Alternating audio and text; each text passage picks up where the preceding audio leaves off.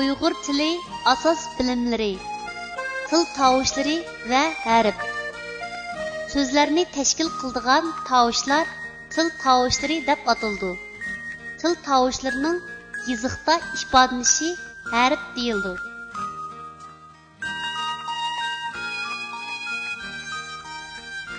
Bo'g'im so'zlar ig'izdan bir va bir qancha bo'laklarga bo'linib chiqadi. So'zning ashu bo'laklari bo'g'im deb ataladi.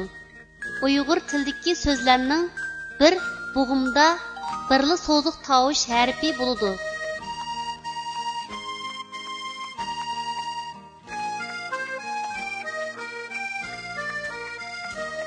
A bilan A'ning farqi.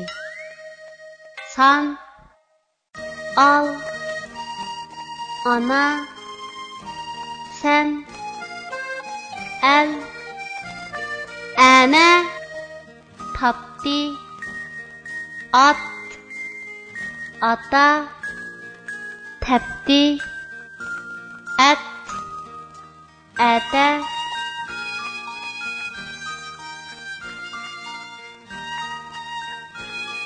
O bilan Ö'ning farqi.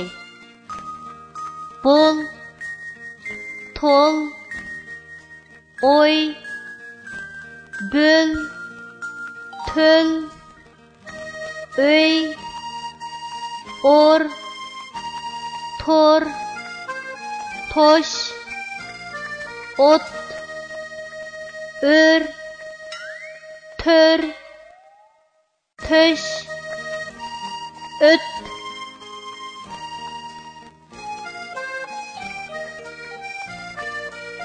U bilan Ü'ning farqi.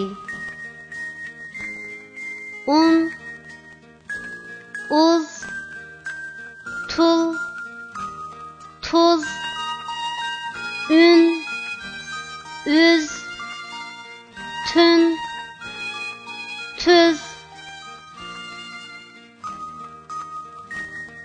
E bilan İ'ning farqi. Eti, eşi, tez, sezish, iti, ishi, tiz, sizish.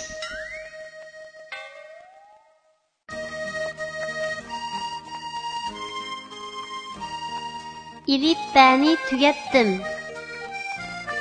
G'uncham maktabdan nihoyatda xushal qaytib keldi da dadasiga.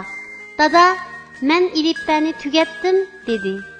Dadasi xushal bo'lib G'unchamga. Nihoyatda yaxshi bo'pti. Qani o'qib beqing'a, qizim dedi. G'uncham ilipba kitobdagi bir tekstni qilcha duduqlamay o'qib berdi. Dadasi, barakalloh qizim, yaxshi o'rganibsiz dedi-da, G'unchamning peshonasiga suyib qo'ydi. Hem sizge endi turlik yaxshi kitaplarni ilib beraman. Tirishib o'qing. Cho'ng bo'lganda yaramliq odam bo'lib, vatan xalq uchun to'kib qo'shing dedi. G'uncham dadasiga qarab kulib turib, "Dada, men cho'qim umidingizni oqlayman" dedi.